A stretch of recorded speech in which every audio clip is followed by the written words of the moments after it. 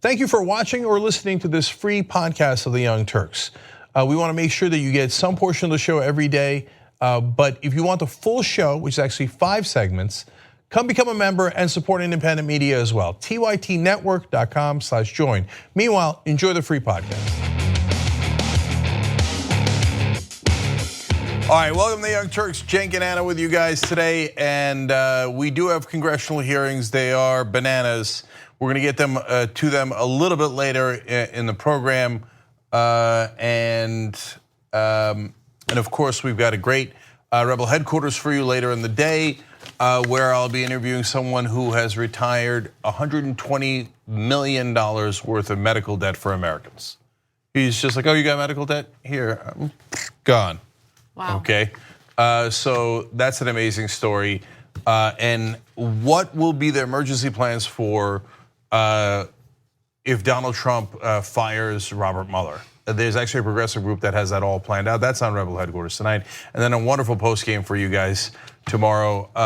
The tweets from last night's old school continue.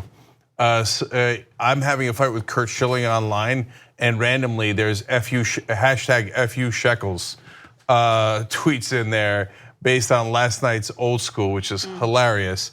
Anyway, join tyt.com/join to become a member and get all those shows. Yeah, in our post game, I'd like to talk about a closed Facebook page that Schilling is part of, that some people have access to. We'll talk about that. Interesting. Okay, I want to know more about that. Yeah. Did I say tyt.com/join to become a member? Okay. Yeah. What's next? Donald Trump's meeting with NATO allies ended in what could be called a more conciliatory phase, but it's unknown whether or not things will continue to be bumpy along the way with Trump and our allies. So let's talk about that a little bit. Following Donald Trump's meeting with NATO allies, he decided to have an impromptu press conference where he made all sorts of accusations toward the allies, but more importantly, claimed to have achieved this ambitious goal of getting the allies to pay more for NATO. Now, he had said, and we gave him credit for, that our NATO allies had promised to pay 2% of their gross domestic product for NATO, and they hadn't done that yet. Well, it turns out that they had promised to do that by the time we reached 2024, but nonetheless, we got it. NATO allies should pay more. Now he's claiming to have moved the goalposts and that the NATO allies have agreed to things that they have not agreed to.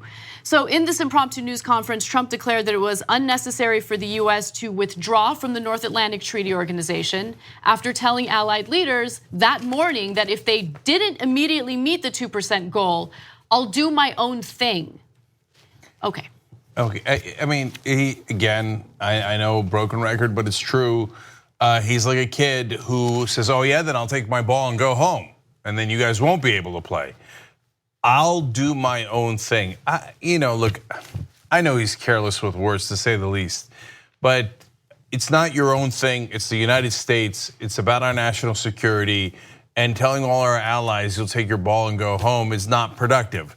And your constant stupid yo-yo strategy of Germans are working with the Russians, it's unacceptable. You got to get to 2%. The next day, 4%. Otherwise, I take my ball and go home. I'll do my own thing, right?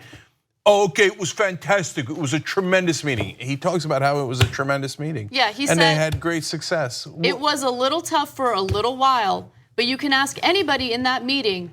They're really liking what happened over the last 2 days.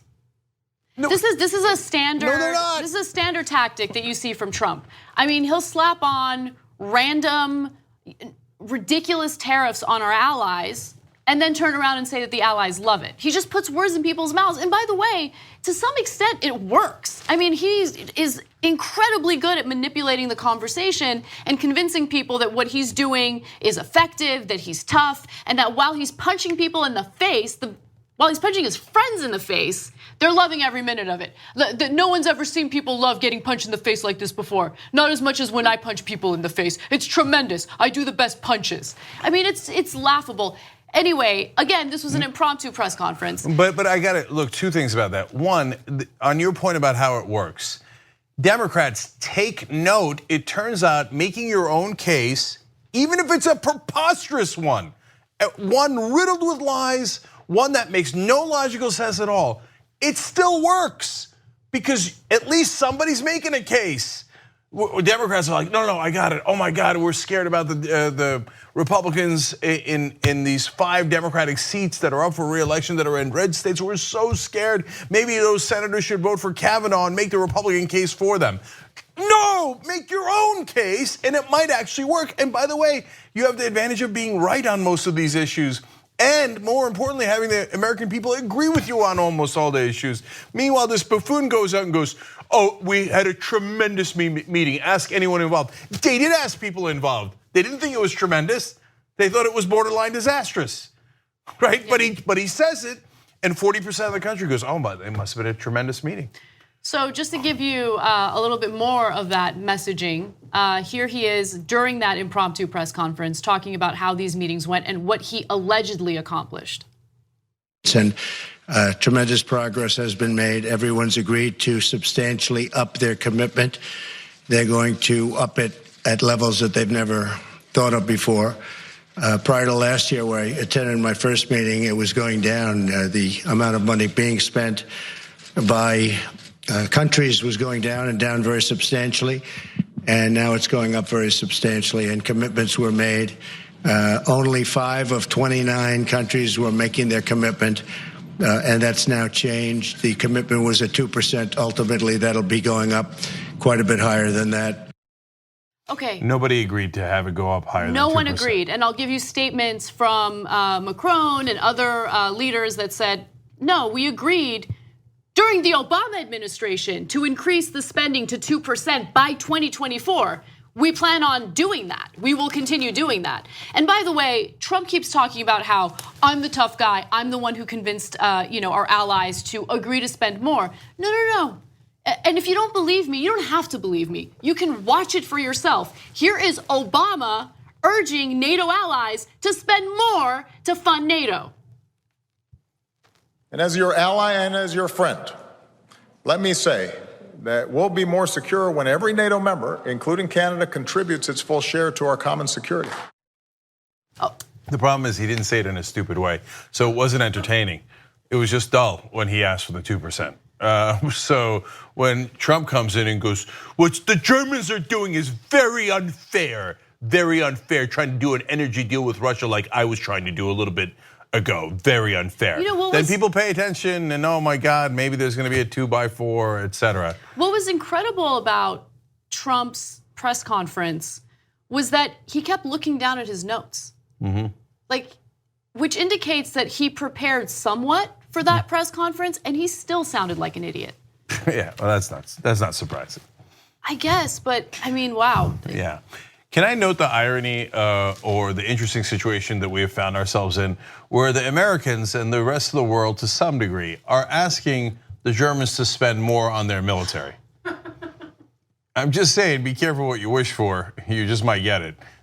So, Germany, just keep it at 2%. Okay, yeah. Don't go to 4%. Okay, so let's talk about how Trump keeps moving the goalpost, because initially, again in 2014, Obama got the NATO allies to agree to spend more on NATO, and they plan on doing that. Now, Germany had fallen behind; they weren't meeting their goals, and Trump was right in calling them out on that. But he wasn't right in the way he called them out on it. I mean, doing it diplomatically, doing it in a way that doesn't alienate your allies is, I would argue, a better strategy. But Trump, I'm sure, doesn't really think too much about those strategies. So not only did Trump demand on Twitter on Thursday that countries meet the 2% level by this year, not 2024, but he also said all countries should eventually hit 4%, which is more than even the US currently spends. In fact, spending 4% of GDP on defense represents wartime levels of investment.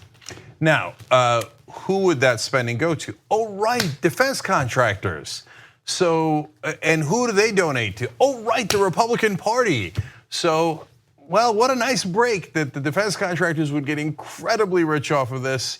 and so would the corrupt Republican, and by the way, a lot of Democratic politicians too, who take money from those defense contractors. We need to talk about a relatively new show called the Republic, or UNFTR. As a Young Turks fan, you already know that the government, the media, and corporations are constantly peddling lies that serve the interests of the rich and powerful.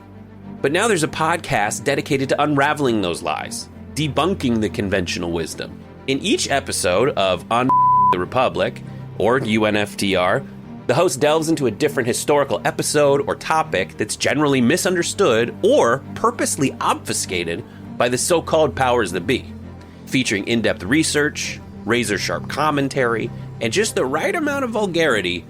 The UNFTR podcast takes a sledgehammer to what you thought you knew about some of the nation's most sacred historical cows. But don't just take my word for it. The New York Times described UNFTR as consistently compelling and educational, aiming to challenge conventional wisdom and upend the historical narratives that were taught in school. For as the great philosopher Yoda once put it, "You must unlearn what you have learned."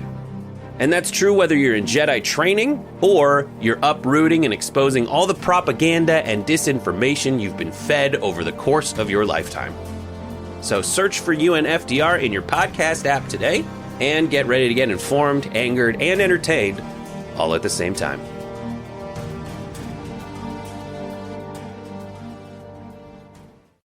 My donors say you have to increase your military spending. Did I say donors out loud? In this case, he actually didn't say donors out loud, but we can hear it pretty clearly. So what is the response from these allies? Look, everyone's glad that NATO hasn't been dismantled or destroyed. So I guess in that respect, in that regard, people are happy. No, I got it. Look, when Bush was talking to Brian Williams a long time ago when he was president, he said, the trick is to keep expectations low. Yep. Okay, now this is how low the bar has gotten for Donald Trump. He went to a meeting with NATO, and NATO did not immediately explode. Like, they did not disband the alliance on the spot. And people were like, bravo, Trump. Okay, you got out of the meeting without ruining an alliance that has lasted for decades upon decades. Congratulations. That's the lowest bar in history. Right. Now, Macron responded to calls to increase the funding by 4%, and he just denied that anyone has agreed to do that. He said allies reconfirmed what they already pledged in recent years to increase their defense spending by 2% by 2024, but he didn't mention any country committing to fresh spending following the Thursday discussion. And so, what that means, by the way, is Trump doing the press conference going, after we talked, now they're all, going to increase their spending. And Macron saying, no, not a single country agreed to further spending after these discussions. That's right. Just to be clear. And just to be clear, I mean, there are other examples when it comes to talks with other foreign leaders where Trump has completely lied about what they said they would do. So after the summit in Singapore with Kim Jong-un, Trump comes back to the United States and says that they've already sent back the remains of 200 American soldiers who fought in the Korean War. Guess what? They haven't sent back a single soldier's remains. Not a single soldier's remains. In fact, North Korean leaders or North Korean officials, I should say, were supposed to meet with American officials to discuss the logistics of returning those remains. And guess what? They didn't show up. And that just happened. So that was a total lie. My favorite lie out of that was the parents of the fallen soldiers keep asking me to bring the bodies back. The youngest that the parents could be is 108 years old. Okay, so, but we've gotten used to a serial liar as president, and here we are. So in his version of events, which is ironically, of course, fake news, he was super tough on the Europeans, and they loved it. They loved getting punched in the face, and then they immediately conceded to his demands, none of which are true, but the band marches on. Yeah, so we're going to take a break. When we come back, we have the huge story regarding Strzok and the hearings that he's dealing with today. Lots of video, lots of commentary, so stick around. We'll be right back. All right, back on the Young Turks, Cenk and Anna with you guys. Eclectic Miscellanea says, I'm almost happy to have another story on NATO just to see the torn NATO graphic again. Here, brother. I thought the same thing. I Am Sock says, Cenk, quote, 2 things about that, Uygur. Funny. KB says, today is my 21st birthday, and all I want is a TYT shout out and alcohol, but I'll get that elsewhere. Love you guys. Kate, right back at you, sister. All right, happy birthday. There Just it is. enjoy this phase of your life. Yeah. Please enjoy it. Like, savor every moment of it. If you're in college, enjoy college. Yeah. God bless, man. Yeah. Don't let it go. Stay gold. Dare Luke Zero writes in on YouTube super chat just with, I am Cenk Uygur. With a question mark? Yeah. I would guess you're not. But No, I have a feeling, because you say that you'd read anything in super chat. And then, I'm Ron Burgundy? oh, good one and good one out there. Nice job. Okay. I'm Cenk Uygur. All right, one last quick thing here in announcements. Kanyela Ng trying to raise $10,364, I think, to get him the staffers to organize his volunteers so he could win like Ocasio-Cortez did. So that is justicedemocrats.com/Kanyela Ng. You can see how to spell it down there. And we got 192. Can I see by the end of the show 250 individual donors? Is that possible? 250 individual donors to justdemocrats.com/Kanyela Ng. Also, AllisonHartson.com/now. That's just for volunteers, because Allison is going to help Kanyela win that election. She's going to bring all of her volunteers there, not physically. That would be super fun if we all went to Hawaii together. But if you're in Hawaii, then it's even more important that you volunteer in person. But if you're anywhere outside the country, you can make calls that make all the difference, just like in the Ocasio-Cortez race. So for that, AllisonHartson.com/now to volunteer. Okay. Yeah. What's next, Anna? All right. FBI agent Peter Strzok has agreed to voluntarily testify in front of congressional Republicans. Now, there are Democrats involved in this hearing as well, and we will show you some examples of the exchanges that he's had with them. But he is essentially testifying in front of the House Judiciary and House Oversight Committees. Now, this is all in regard to the text messages that he sent to an FBI attorney by the name of Lisa Page during the time that they were both involved with the Mueller investigation. Now, as soon as Mueller was made aware of these text messages, he took them off of the investigation. So they have nothing to do with the Russian meddling investigation. They have absolutely no impact on the outcome of that investigation. With that said, though, Republicans have seized on the text messages that he sent as a way of discrediting the investigation. And so they claim that there was or there is a tremendous amount of bias and that it's a witch hunt, when in reality, anyone who looks into the matter even a little bit understands that that's not the case. They're just attempting to discredit what's going on.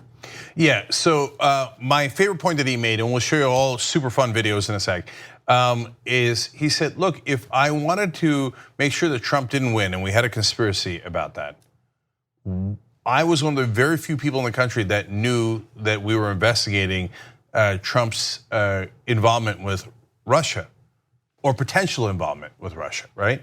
I could have just leaked it. I could have just said it. In which case, that would have tremendously hurt Trump's chance of winning the election. But we didn't leak it. I didn't say anything. So if I was trying to interfere with the election, I had a curious way of doing it because I didn't interfere. And that is a devastatingly good point. So yeah. He makes a lot of good points. Look, I was not interested in this story until I saw the way that he is fighting, essentially, during these hearings. He represents a level of strength that I wish that we would see from some of our elected officials on the left. And he is not allowing them to walk all over him. So I want to give you a quick statement before we go to the first round of videos. Let's go to graphic 2. He says, I have the utmost respect for Congress's oversight role. But I truly believe that today's hearing is just another victory notch in Vladimir Putin's belt and another milestone in our enemy's campaign to tear America apart. Damn. And some of the exchanges you're about to see really do play into what he is trying to message in that quote. All right, so with that said, the hearings are hours and hours long.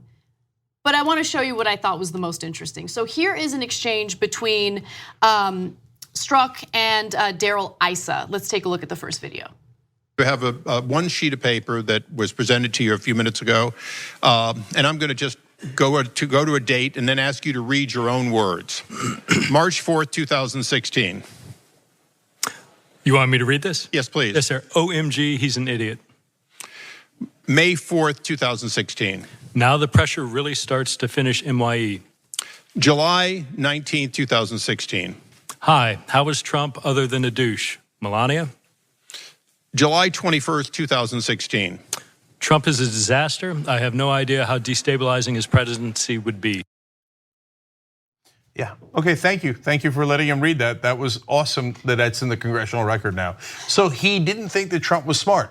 That makes him perfectly suited for the Federal Bureau of Investigations.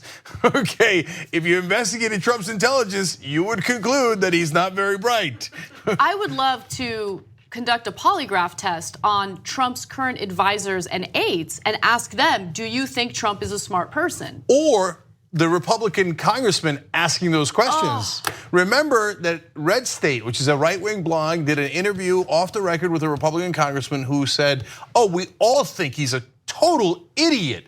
And we just got to survive our primaries, and after that, I don't know what'll happen, but he's an absolute disaster. So if you read their text, they would probably say the same exact thing, and they're not colluding against Trump. It's just obvious that he's an idiot, so this guy recognized it. That doesn't prove anything. So to give you context into what's going on in this exchange, Darrell Issa is trying to prove his point that at TYT, we frequently talk about all the ways that big tech companies are taking control of our online lives, constantly monitoring us and storing and selling our data. But that doesn't mean we have to let them. It's possible to stay anonymous online and hide your data from the prying eyes of big tech. And one of the best ways is with ExpressVPN. ExpressVPN hides your IP address, making your activity more difficult to trace and sell to advertisers. ExpressVPN also encrypts 100% of your network data to protect you from eavesdroppers and cyber criminals. And it's also easy to install. A single mouse click protects all your devices. But listen, guys, this is important. ExpressVPN is rated #1 by CNET and Wired magazine. So take back control of your life online and secure your data with a top VPN solution available, ExpressVPN. And if you go to expressvpn.com/TYT, you can get 3 extra months for free with this exclusive link just for TYT fans. That's expressvpn.com/TYT. Check it out today. Strzok was so against Trump that his bias against him plays a role in this witch hunt investigation. Now, mind you, Strzok has nothing to do with the investigation because Special Counsel Mueller, a lifelong Republican, found out about the text messages and took him off the investigation entirely. And that is the right thing to do. However, even if Mueller had not done that, keep in mind that in every form of government or every form of governing, right, including our judicial system, when you're called on to be a jury, a member, you are asked whether or not you can set aside your biases in order to do a fair ruling, or vote, essentially act fairly as a jurist, right, or a jury member. That's the way the world works. Everyone has political beliefs, political thoughts, but you're supposed to be able to put those biases aside and do your job. And that is essentially what Strzok said multiple times during this hearing. Now, again, if that doesn't make you happy, that's fine, because again, Mueller took him off the investigation. All right, I just want to say one thing about this. So Strzok thought that Trump was an idiot. What's left out of there is that he also did not like Hillary Clinton or Bernie Sanders, particularly Bernie Sanders. That doesn't mean he launched some sort of deep state conspiracy against Bernie Sanders, okay? It just means that was his opinions. Do you think that other people at the FBI don't have opinions? No, they all have opinions, political opinions. Presumably, most of them vote, and some of them, and according to inside sources, most of them are Republicans.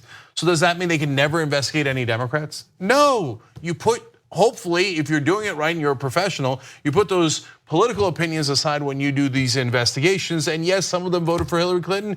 Yes, some of them voted for Donald Trump. It appears most of them or more of them voted for Donald Trump. But that doesn't mean that by definition they're biased against Hillary Clinton in the investigation they did of her, right? Right.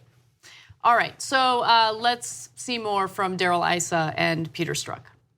August 8th, 2016. And I'll preface it by saying this for context. Ms. Page said, not ever going to become president, right? Right? No, he's not. We'll stop it. Repeat that again. No, he's not. We'll stop it. August 15th, 2016. I want to believe the path you threw out for consideration in Andy's office, that there's no way he gets elected, but I'm afraid we can't take that risk. It's like an insurance policy in the unlikely event you die before you're 40. On October 20th, 2016. I can't pull away and I defer to the chairman whether you can just use one letter if you don't mind. What the F happened to our country, Lise? Okay, read it again that way. Sir, did you not, was it not intelligible? Hear it you one just more want to time. hear it for me to repeat it? Please. Okay, sir. Sure, happy to indulge you. He's salty. Yeah, like and with the Putin quote, he struck first. There, ICE is actually, at least parts of those were relevant. The things that people focus on most is him saying, we'll stop it, okay? And so he was given an opportunity to explain that. He does explain it. He puts it in the proper context. It didn't mean we'll do a deep state operation where we let him win and then afterwards stop it, right? He won. We didn't do anything to stop him winning. In fact, we helped him by concealing the fact that we were investigating foreign interference in his campaign. Right. So in the next video, Strzok gives context into these text messages and kind of explains what was going through his head and what this all means. If I may, what is important is that these texts represent personal beliefs just like those that you'd find on my personal phone. What these texts do not represent is any act, any suggestion of an act, any consideration that we need to do this or not do this. And furthermore, I would encourage you, as I believe, I forget who I said this to earlier this morning, you need to read these texts in the context of what was going on at the time. So when I make the comment about Trump having no idea how destabilizing his presidency would be, that came on the heels of a speech where then candidate Trump said he didn't know whether or not the United States should honor its commitment to mutual defense under NATO. I appreciate that, Mr. Chairman. Thank you very much. That's not briefly, Mr. Chairman. In light of these actual, no. Give him that opportunity. He should be permitted to answer his question. Look, they have no interest in hearing any explanations. This is all about political theater. This is all about GOP members of Congress trying to appear like they're these tough guys because they're not letting him talk. They have no interest in anything he has to say. They just want to get their point out there. They want to make it abundantly clear and apparent that they are warriors for Trump and they're going to fight for him and they're going to, continue this ridiculous narrative that he's undergoing a witch hunt. It's so pathetic. All of it's pathetic, and it's so discouraging to see what's going on right now. Yeah, can you read your incriminating text, what we believe to be your incriminating text? Okay, he reads it. Okay, can you explain it? I'm gonna explain it. Cut him off, we're moving on. Well, but then what would you have him in for? You could have just read the text yourself, right? The whole point of the hearing is supposed to be like, and what do you say about that? And he's like, oh, well, here's the context in which, shut up, don't talk. Then why are we having these hearings? Again, it's for political brownie points for GOP members that, want to score points with either Trump or their constituents. That's really what this is about. Now, there are more interactions that I want to share with you guys, and my favorite is probably with Louis Gohmert. Can we reset? Yes. All right.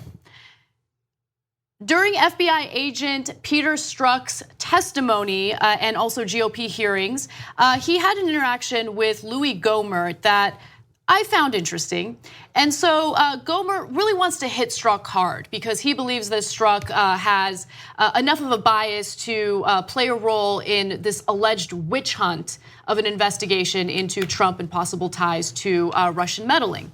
Now, with that said, take a look at what Gohmert says to Strzok at the beginning of this interaction. And let me tell you, when you have text messages, Mr. Strzok, the way you do, saying the things you did, you'd been better off coming in here and say, look, that was my bias. And you kind of get around to that a little bit when you say, hey, you know, everybody's got political views. Those are called biases, and we all have them. And you have come in here and said, I had no bias. And you do it with a straight face. And I watched you in the private testimony you gave. And I told some of the other guys, he is really good. He's lying. He knows, we know he's lying, and he could probably pass a polygraph. Well, you know, if you pass a polygraph, that means he's not lying. I mean, you could believe or not believe in polygraphs, but if you believe in one and if you pass one, that means you're not lying. Anyway, so no, there is a difference between views and bias. Everybody has political views, but if it affects your conduct of your official role, then that becomes a bias. So, for example, I'm not a big fan of Hillary Clinton, but if I was doing an investigation of Hillary Clinton, I would not let that affect me and bias me. I would try to stick to the facts, whether it was as a prosecutor or in whatever role it might be. I would hope that FBI officials would do the same thing, and it appears they have, because he clearly, Strzok, did not like Trump, really disliked Trump. And he had incredibly incriminating information about how he might have been working with the Russians during the campaign. And he didn't release it during the campaign, thereby helping Trump tremendously. Yeah, let me just see, that's his political views, not leading to bias. Look, let me just remind everyone that leading up to the election, the FBI made it very clear that there was one person being investigated. It was a public announcement that this person was being investigated, and that person was Hillary Clinton. Comey reopened the investigation. He decided to go against his superiors and call a press conference where he announced the reopening of the investigation, and it was a public spectacle, right? On the other hand, there was reason to believe, because people like George Papadopoulos were talking to all sorts of people claiming that he had been in touch with Russians. Because of those interactions, there was reason to believe that the Russians were involved in Trump's campaign. And so the FBI implanted an informant to see what was going on. None of us knew about that until recently, because the FBI didn't announce that. There was no press conference about it. It was all top secret. So leading up to the election, the person who had the upper hand, even though he was also facing an investigation, was Donald Trump. So it's just fascinating to see members of the GOP keep making this point about how, you know, all this unfair stuff was going on, and how can this FBI person be against Trump? How is he part of the FBI? What a terrible bias. It's all political theater, it's all BS. Okay, look, Democrats are so weak. You know that Obama selected James Comey. James Comey's a lifelong Republican, or was until Trump fired him, and worked under John Ashcroft as his number 2. For his whole life, he's been a Republican, but Obama brought him in and said, no, that's okay, he won't be biased. Most of the FBI officials are Republicans. No, that's okay, they won't be biased. And what did they do? They actually smeared Hillary Clinton. And you can say, hey, it was a legitimate investigation, but it was not legitimate to say right before the election, we're reopening the investigation, right? And even though they knew that they had excellent evidence that Trump's campaign was working with the Russians, they wouldn't say it. So they were biased against Hillary Clinton. I got no love for Hillary Clinton, but that's what actually happened. And what does Trump and the Republicans do? They flip it. No, even though all evidence points to you being biased against my opponent, I will claim that you were biased against me. Meanwhile, the Democrats, nothing, okay? And to be fair, the Democrats, they don't want to rip the FBI to shreds. They don't want to destroy their credibility. They actually believe in our system of government. But there is a guy who's being investigated who's a lifelong criminal and doesn't believe in our system of government and would like to, of course, shred the people that are investigating him. He'd like to take down the cops who are on the beat. And that's Donald Trump trying to take down the FBI who's investigating him today. All right, more from Gomer. A member of this committee just asserted that this witness, who is under oath and a former agent of the FBI, lied. There is no evidence that. I asked him to withdraw it. I do not withdraw it. He is not a member of Congress. It's not a violation of the rule. And just as you have been expressing bias through your members about what a hero there is not is, a single person on this committee who has ever characterized a witness gentleman from Rhode Island. Gentleman, it's my time. That's a disgrace. Gentleman from Rhode Island will suspend. No, the disgrace Mr. is what this man has done. The gentleman from justice. Texas will suspend for a moment. There is the disgrace. And it won't be recaptured anytime soon because of the damage you've done to the justice system. And I've talked to FBI agents around the country. You've embarrassed them. You've embarrassed yourself.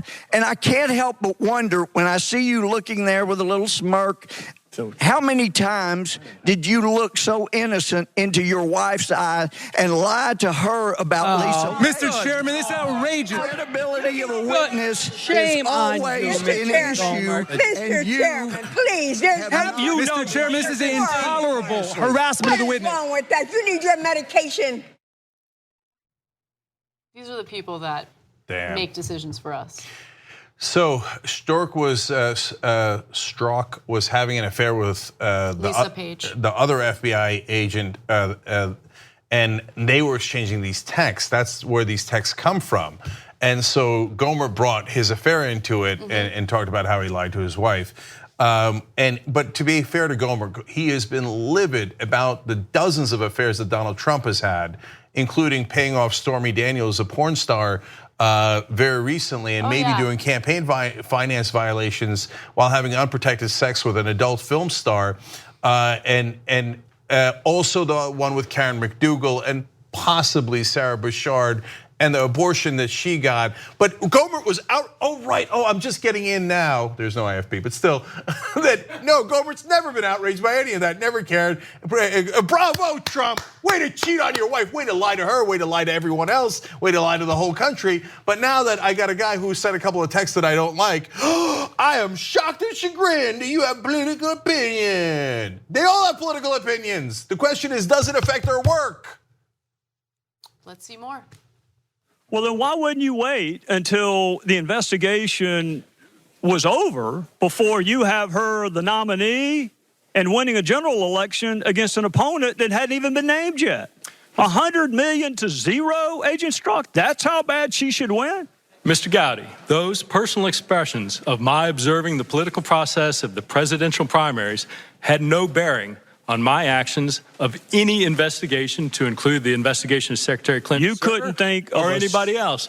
Sir, you couldn't think of a single person that would not vote for Hillary Clinton for president? 100 million to 0, Agent Strzok? Sir, that was clearly hyperbole, which I... Well, let's say it was hyperbole. Let's divide it by 10.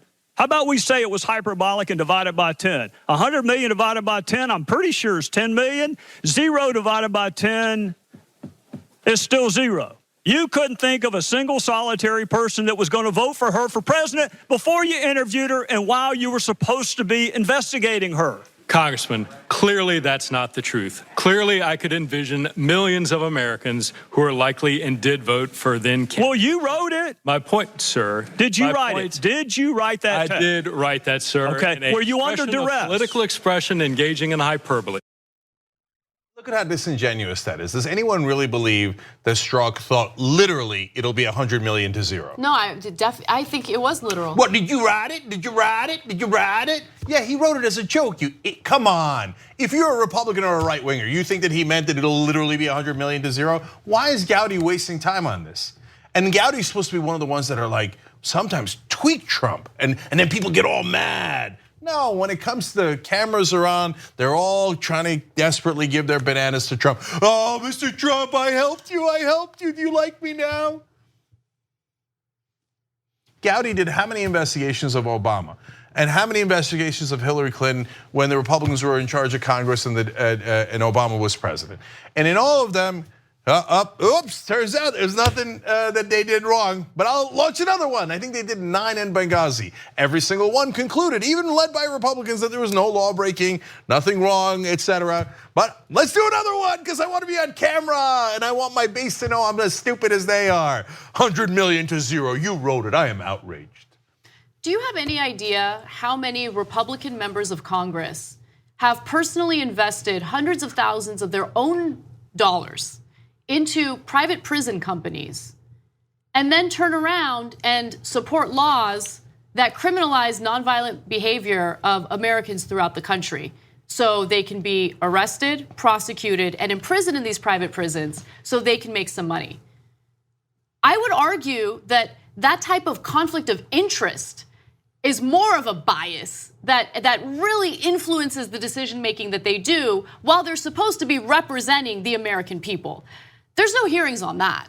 No. But we're having hearings on an FBI agent who's not part of the Mueller investigation at all, at all. He's not part of the Mueller investigation. And having conversations and hearings about his texts where he was joking. Wow, ladies and gentlemen, you got him. Are you going to investigate, to Anna's point, your own colleagues and say, isn't it a little biased of you to be ruling on criminal justice when you make money every time the stock price goes up for private prisons? No hearings on that. So finally, I want to give Peter Strzok a little bit of credit. FBI agent Peter Strzok really proved himself to be very strong during his hearings with the GOP, with members of Congress. He was asked all sorts of ridiculous, inappropriate questions, but he managed to, in my opinion, fight back aggressively and effectively. So I want to show you a few examples of that. Let's take a look at the first example where he defends his text messages. In terms of the text that we will stop it. You need to understand that that was written late at night, off the cuff, and it was in response to a series of events that included then candidate Trump insulting the immigrant family of a fallen war hero. And my presumption, based on that horrible, disgusting behavior, that the American population would not elect somebody demonstrating that behavior to be president of the United States. It was in no way, unequivocally, any suggestion that me, the FBI, would take any action whatsoever to improperly impact the electoral process for any candidate. As to the 100 million to one, that was clearly a statement made in jest and using hyperbole. I, of course, recognize that millions of Americans were likely to vote for candidate Trump. I acknowledge that is absolutely their right. That is what makes our democracy such a vibrant process that it is. But to suggest somehow that we can parse down the words of shorthand textual conversations like there's some contract for a car is simply not consistent with my or most people's use of text messaging. That's an excellent explanation, and I like his tone. And he's like, well, if you were unclear that I didn't like Donald Trump, let me be clear. I didn't like Donald Trump. I thought his actions were disgusting. Right. And we'll stop it meant the American people will vote against it. He was wrong about that. They did vote in favor of it. Well, certainly in enough states for the Electoral College to have Donald Trump win. But like you, Anna, the thing that I like most is the strength. Right. He reminded me a little bit of George Galloway there, where George Galloway during the Iraq War was called into hearings. He's British, or he's actually Scottish, and brought in. And they're like, you're doing, saying things that we think are in favor of Saddam Hussein, and total BS. And he came in and he said, I do not come as the accused. I come as the accuser. Okay, and he let it rip. And I was like, I like this guy. Okay, that's the kind of Scottish guy I like. Okay, there's a reason why I like Scots. Anyway, the other thing it reminded me of is finally somebody fighting back that's been called into these hearings. Usually almost everybody lets these Republican congressmen bully them, and this kind of felt like a moment where somebody in the McCarthy hearings finally said to Joe McCarthy, at long last, do you have no decency, sir? Okay, and it started a turnaround. And I don't know why everybody bows their heads to these congressmen. They have no actual power. Because they're just a bunch of clowns putting together a 3-ring circus. Well, they do have power, but unfortunately they wield their power in support of what their donors want. And this is just their effort at appearing strong and appearing as though they are representing their constituents. But if you look at their policies and if you look at what they've actually done for their constituents, it's been nothing but incredibly regressive policies that hurt them economically, that hurt them financially, that hurt them in many different ways. So this is their way of overcompensating and making it appear as though they're doing something. Again, this is nothing more than political theater.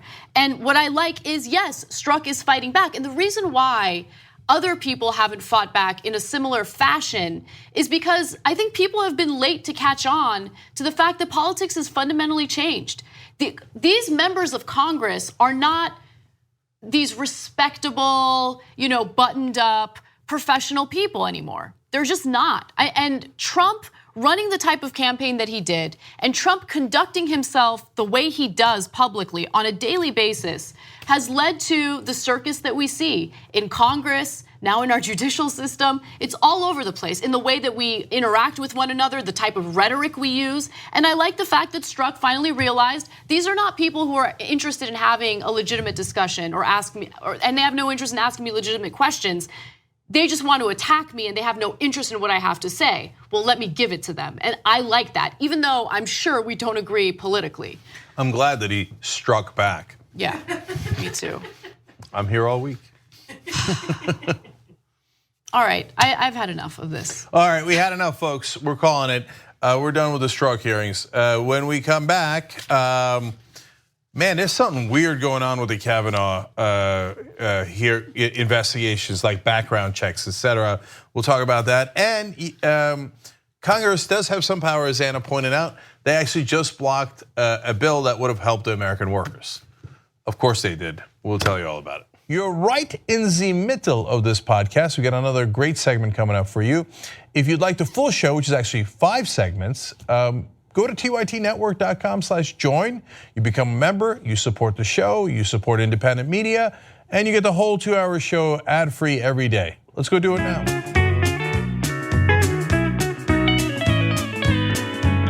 All right, so many good comments here. I'm just gonna read one tweet, but it's a really good one. That Spanish lady says, these Republicans trying to scapegoat Peter Strzok in order to denounce investigation are the same ones who scream 53 times a day. Go home, irony, you're drunk.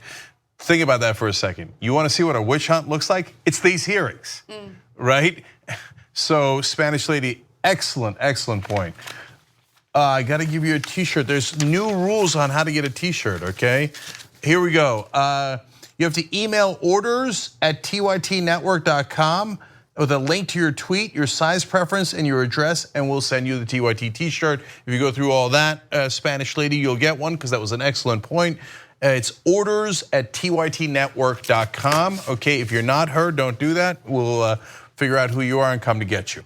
Okay, I'm kidding, we're not gonna do that. All right, here's YouTube Super Chat. Edward Norton, I would love to read what the Republican text messages have to say about Hillary Clinton, Elizabeth Warren, Bernie Sanders, and Cortez. Great point. Right. Ben One, thank you for the contribution on YouTube Super Chat. We super appreciate it. Courtney Durham says, if Roe versus Wade gets overturned, do you think American people would fight for a constitutional amendment to reinstate women's reproductive rights? Courtney, I'm telling you right now, that is going to be super hard. Because through Wolfpack, I know how hard it is to get an amendment. But the bottom line is you got to get, no matter what is proposed, you need to get 38 states to ratify. So you're not going to get 38 states to ratify an amendment on abortion either way. The only thing that you can get 38 states on is to end the corruption, right? wolf-pack.com. I wish we could get more progressive stuff in as amendments, but we can't. It's too hard. So Wesley Miller says, saw the interview live. The Texas representative was full of it. Strzok kept his composure pretty damn well. He even went back into the emails. Southern Jen says, really shady that they decided to have this hearing right before states like mine head to the polls tomorrow. Anna's right that it's all for show. And last one, Maxwell Crystal says, surprised the defendant didn't snap on him for speaking to him like that while calling out the grandstanding he's trying to do for Trump. Thank you, all of you, for using YouTube Super Chat. That helps the show. By the way, I found the name of the guy who said, have you no sense of decency, sir, at long last, to McCarthy. That American hero was Joseph N. Welch, who was otherwise a soft-spoken lawyer. Let's also note one more interesting I don't know if it's an irony or an interesting point about these hearings. The McCarthy hearings were led by McCarthy, whose main henchman at the time was Roy Cohn, who was Donald Trump's first lawyer. So he does the McCarthy hearings, he does all these dirty tricks, and Donald Trump looks at that and goes, that's not a corrupt, terrible person, that's my lawyer. Or that is a corrupt, terrible person, and that's my lawyer. He loved that. Yeah. That was why he wanted to work with him. Yeah, I mean, when you pick Roy Cohn as your lawyer, you're sending a very clear message about who you are. Yeah, and by the way, that's not my feeling or my speculation. Look, you should watch the Trump documentary on Netflix. He loved that Roy Cohn was a shady guy. And he loved that they unfairly did character assassinations of people. That's who Trump is. Okay, all right. On the other hand, we have Bernie Sanders. We literally have him on Monday. So I need you to check this out, okay? So July 16th at 7 p.m. Eastern, another town hall, CEOs versus workers. It is on corporate power. Now, that is definitely not gonna be carried by cable television. So we're gonna carry it here at tyt.com/live at 7 o'clock Eastern, tyt.com/live, home of progressives. That's why we're carrying that town hall. And if you want to support the network that brings you that, please become a member at tyt.com/join so that we can bring you all this progressive programming. All right, what's next, Anna? All right. The New York Times has obtained an unusual letter that Rod Rosenstein, who is the Deputy Attorney General, sent out to federal prosecutors in an effort to help sort through government documents pertaining to Brett Kavanaugh. Now, Brett Kavanaugh is Donald Trump's nominee for the Supreme Court, and it seems as though on its face that Rosenstein is doing this in an effort to help move the confirmation hearings along, because Kavanaugh has a long history working as a federal judge, and that was one of the concerns that Mitch McConnell had when it came to doing a speedy confirmation of this nominee. Now, let me give you the details of what this letter indicated. Let's go to graphic 4. In an email sent this week to the nation's 93 United States attorneys, Rosenstein asked each office to provide up to 3 federal prosecutors who can make this important project a priority for the next several weeks. He also said, we need your help in connection with President Trump's nomination of Judge Brett Kavanaugh to serve on the Supreme Court. So this is unusual. This has never happened before. In terms of an attorney general, or in this case, a deputy attorney general, calling on these prosecutors to help in terms of going through all of these government documents. They're not supposed to play a role in investigating or vetting a Supreme Court pick. Yeah, it's hard to tell what's going on here.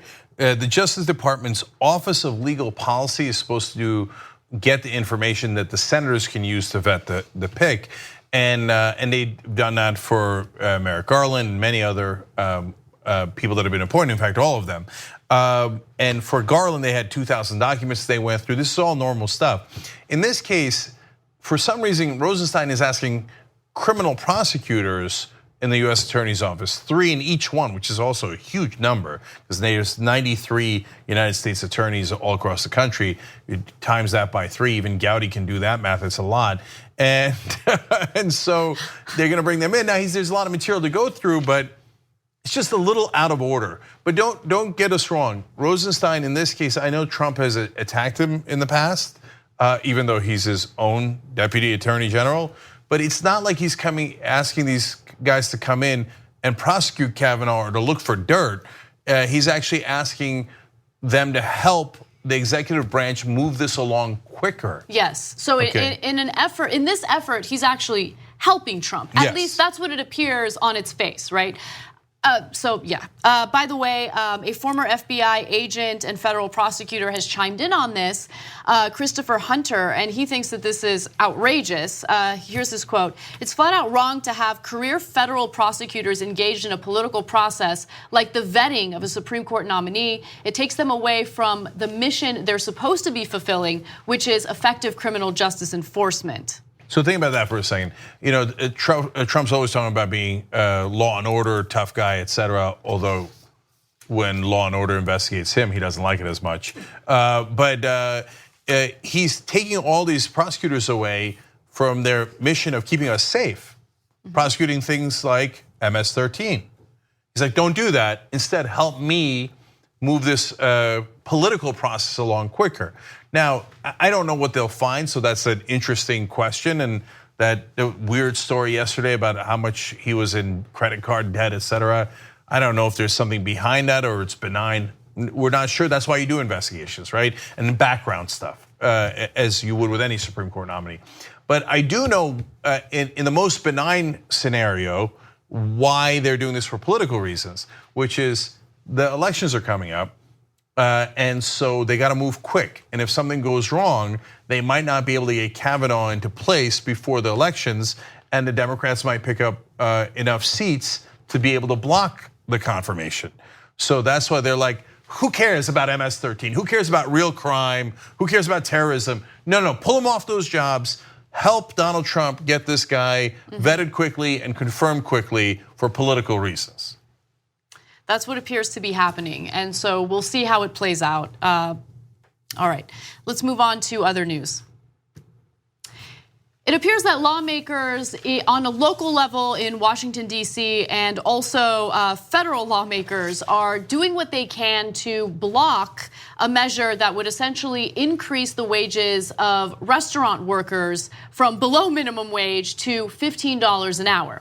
Now, this was a ballot initiative that voters in the D.C. area overwhelmingly approved, and because the restaurant industry is in the pockets of these lawmakers, they have decided to do what they can to stop it. So I'll give you the details. Now, the two GOP representatives, Mark Meadows and Gary Palmer, quietly introduced an amendment to the House's government spending bill for 2019, which would essentially block a local ballot measure called Initiative 77 from going into effect. Now, that is the ballot initiative that I was speaking about earlier.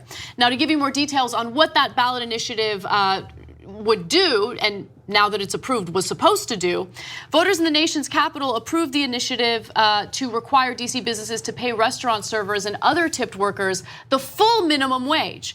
The new law would slowly raise the sub-minimum wage for tipped workers from $3.33 to $15 an hour by 2025.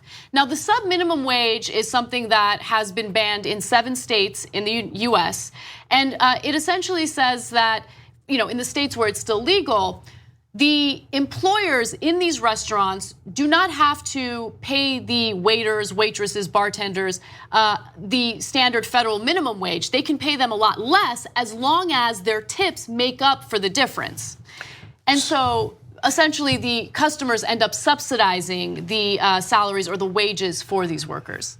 So the federal sub-minimum wage is just $2.13. That's how much you get if you're a waiter, a valet, a bellhop, or a bartender at a minimum, and then you get your tips, right? In DC, the sub-minimum wage is $3.33, and they wanted to bring that up to $15, which is the minimum wage in DC, through all the way to 2025. So it's really gradual, right? There's 2 important issues here. One is the substance of this particular issue.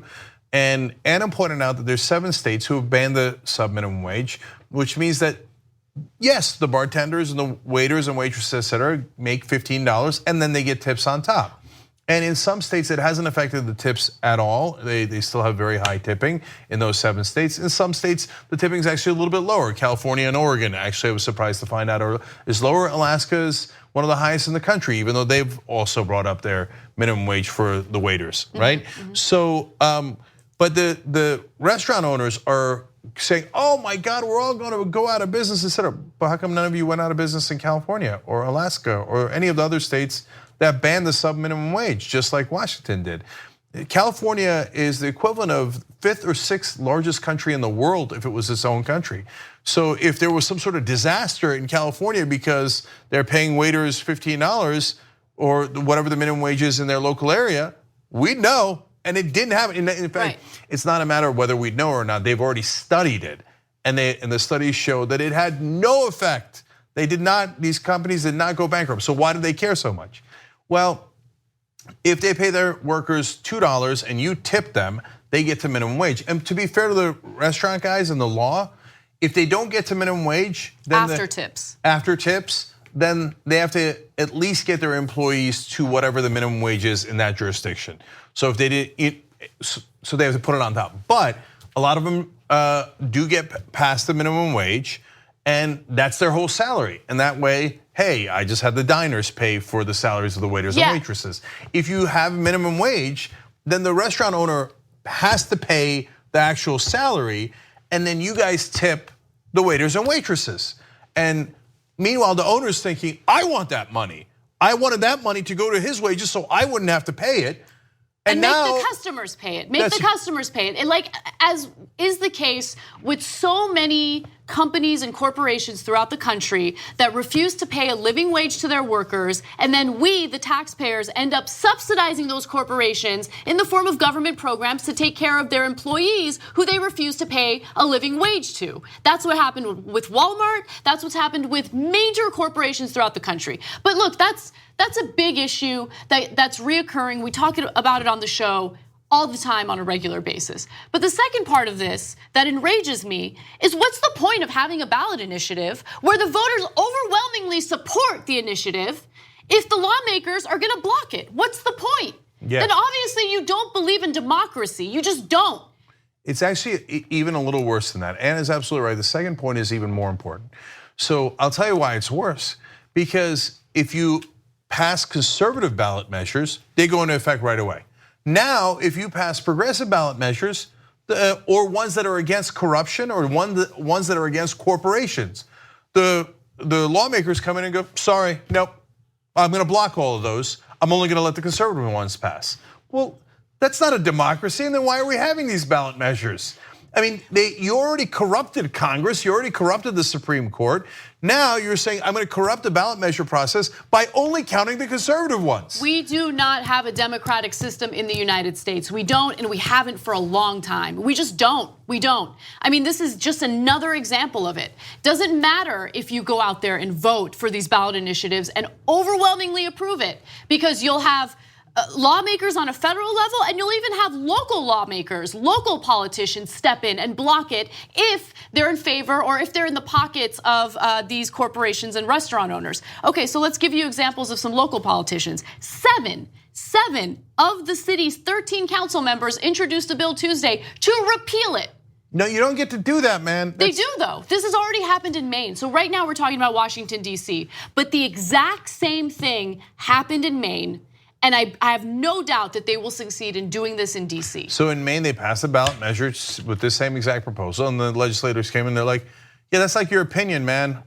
So I get paid by my donors. My donors say no. So I just threw your democracy in the garbage. The GOP doesn't care about you. They don't care about you. They don't care that you're the little guy. They don't care if you're in the middle of the country and you've lost your coal jobs or your manufacturing jobs. They've never cared about you. They're exploiting you and what you're going through in an effort to win elections. But other than that, they've never cared about you. And this is another example of that. They keep making arguments about tax cuts and how fantastic they'll be because they'll create jobs and increase wages. Wages remain stagnant, and they've created jobs, sure, but some of those jobs are not paying, most of those jobs are not paying a living wage. A lot of them are temporary jobs. A lot of them are part-time jobs. So the states that have sub-minimum wages, the waiters and waitresses are at the poverty line or below at a much greater rate than in the states that actually have minimum wage for their waiters and waitresses. In those states, they're fine. So this actually makes an enormous amount of difference. The Republicans say we're gonna give tax cuts for the rich, which will eventually increase your wages. They pass a law that actually increases your wages, and they go, no, don't increase their wages. Wait a minute, I thought it was for the workers eventually. Oh, it turns out it's just for the rich. They don't care about the workers. And I'll give you the most egregious example of a ballot measure being voted down by the legislators afterwards. It was in South Dakota. Represent Us, a wonderful group that fights to get money out of politics, went and got a ballot measure, passed overwhelmingly in a deeply red state. I think it might have been like 3/4, and because it was very logical. It said no more gifts from lobbyists. in South Dakota, they had some of the worst laws. They just take unbelievable gifts from lobbyists, and it had a lot of other great anti-corruption measures in there passed in a landslide, right? And they came and not only did they say, no, I'm repealing it because I want gifts from lobbyists, but then afterwards, legislators took pictures with their gifts from the lobbyists to rub it in, and they put it on social media. Like, haha, you don't have a democracy, this is my corruption, and I'll rub your face in it. So this destruction of democracy is unacceptable. And what you'll see in media is, yeah, they'll talk about Trump's tweets, and and some people will fight back against Trump, others will be on his side, etc.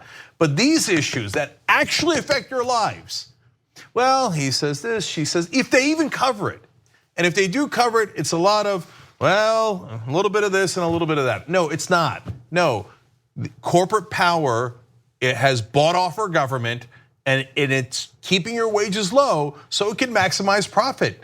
And that's why your wages are so goddamn low. That's what's happening. TV won't tell you that because they're also giant multi-billion-dollar corporations. So let's move on to what our lawmakers are doing with the tax cuts that they've received, because they've also experienced some of those tax cuts that they voted in favor of. And Vern Buchanan is one of those people. So let's move on to him. GOP lawmaker Vern Buchanan from Florida apparently bought a very nice yacht a day after lawmakers passed massive tax cuts for the wealthy. Now, Buchanan happens to be one of the wealthiest members of Congress. In fact, he's the 8th richest member of Congress and has a worth of $74 million. And so the tax cut passes, and he goes out and buys this gigantic yacht. Now, apparently he bought this yacht on November 16th of last year from Ocean Alexander. And the price of their yachts range between 3.5 million, that's the 3.5 million is the least expensive yacht this company sells. Now, he has to disclose what he spends his money on. Apparently, he spent somewhere between $1 to $5 million. He didn't spend $1 million. As I just mentioned, the cheapest yacht they have is 3.5 million. Let's be fair, Anna. You could buy one for 3.25 million. I mean, either way, even if he bought a yacht for 1 million, this is a lawmaker who is supposed to represent the best interests of the American people. So what we're showing you is a yacht with a boat in it, which I didn't know until today is actually quite common. It's a boat within a boat. And the reason why I'm bringing that up right now is because Alexandria Ocasio-Cortez, who is probably the only person who's given me any hope today, tweeted something that I absolutely love. Let's go to graphic 19. She said, new rule, anyone that was cool with the GOP inventing $2 trillion out of thin air for freebies for people with yachts that have tiny yachts inside doesn't get to demand how we pay for people who need chemotherapy treatments. Thank you. Yes, I think that has over 160,000 likes on Twitter. And so what happened? Before, no one outside of Young Turks viewers knew about Alexandria Ocasio-Cortez. She wins a stunning election. Now she has a lot of followers, and it turns out people love her message. And this is the message of all the Justice Democrats. But the problem was it wasn't getting any media attention. The minute it gets media attention, people are like, yes, yes, like, retweet, yes, I love this, right? She jumped up from almost no Twitter followers to 700,000 Twitter followers. Okay, and now that that we've got a candidate who won, and it's being taken seriously, that message is on fire. So Medicare for All was already polling at 60%. That's amazing, that's wonderful. We lived in a democracy, it passed tomorrow, right? And she's pointing out what we've been pointing out on the Young Turks for a long, long time, but what the rest of the media won't ever cover. Or if they do, they cover it with tremendous bias. Well, Mr. Sanders, how could you possibly afford Medicare for All? Well, why didn't you ask him how they could afford $2 trillion for people with yachts within yachts? Okay, how did you afford your boat or your goat? Right? So let me go to Vern Buchanan, okay? The person that Anna mentioned in the beginning. To me, the most damning part of it was not that he bought a yacht worth at least $3 million. It's that he bought it on the day that they passed the tax cuts in the House. I guess that was his victory dance. And so it was just to rub it in your face a little bit. Ha ha, I gave myself a tax cut, And with that tax cut, I bought myself a yacht. No, look, if someone's wealthy, right? I don't hate on people simply because they're wealthy. Like, if you earned your wealth, good for you. Go out there and buy that yacht, okay? Do you, boo? But for me, it's more about what these people represent.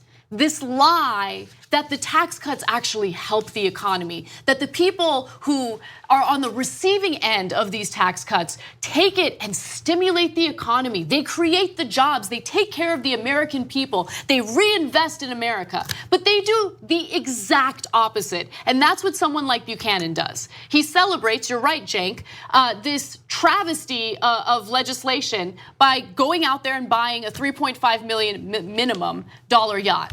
Yeah, and by the way, with a straight face, hosts on Fox News have said, well, that stimulates the economy too for yacht makers. Literally, okay, now, but let me give you the reality. So Buchanan, the Center for American Progress estimated that he, with those tax cuts, saved $2.1 million, okay? So he gave himself a $2.1 million by voting for the tax cuts.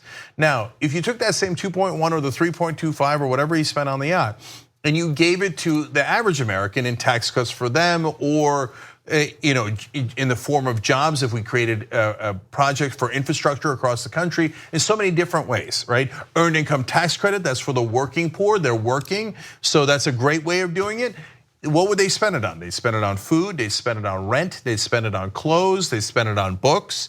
And all of that goes back into the economy, into the companies that make all those things and the employees behind those companies. And it actually lifts the economy up. So that's a real way of lifting the economy up, but that wouldn't help your rich donors, or if you're an incredibly rich Republican congressman yourself. And to be fair, people like Dianne Feinstein in the past have voted themselves hundreds of millions of dollars in tax cuts, and she's a Democrat. Yeah, Dianne Feinstein, I mean, it's devastating that she still gets an opportunity to represent the people of California because she's nothing more than a fraud.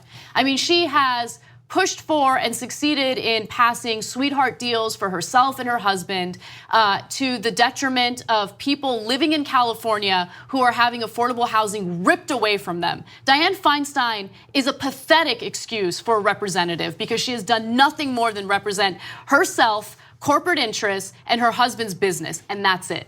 And then television hosts can't figure out why people in the country are angry, and why they might want a populist, whether it's one on the right, like Trump, or one on the left, like Bernie Sanders. Now, of course, Trump is a fake populist, and all he did was give people with yachts more yachts. Bernie Sanders would actually do the opposite.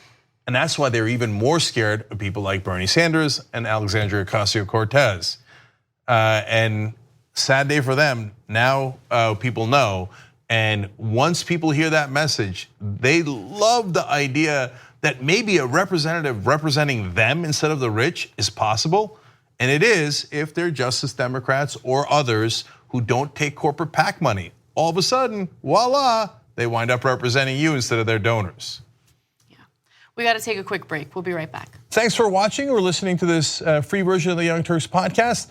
You know that the full show is at tytnetwork.com/join. If you become a member, you get the full show ad-free. We love you for watching or listening either way. There's going to be a new free podcast tomorrow. You can keep on doing that. But if you want to get the full show ad-free, tytnetwork.com/join. Thanks for listening to the full episode of The Young Turks. Support our work, listen ad-free, access members-only bonus content, and more by subscribing to Apple Podcasts at apple.co/TYT. I'm your host, Cenk Uygur, and I'll see you soon.